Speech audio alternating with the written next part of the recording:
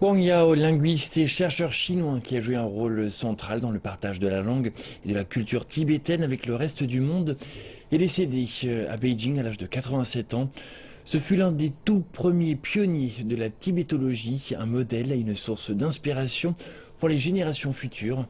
Voici un bref portrait de sa longue et riche existence.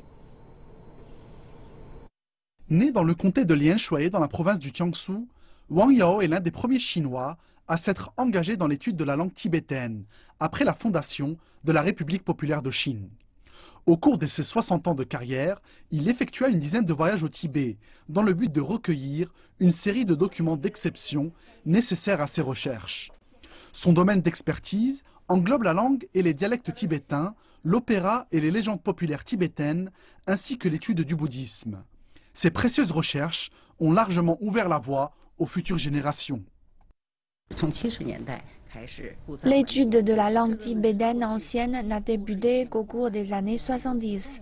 Et cela est évidemment dû aux travaux du professeur Wang.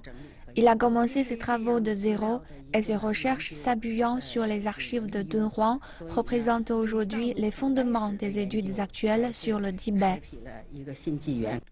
Wang Yao était également actif dans le partage de la tibétologie moderne avec le reste de la communauté internationale.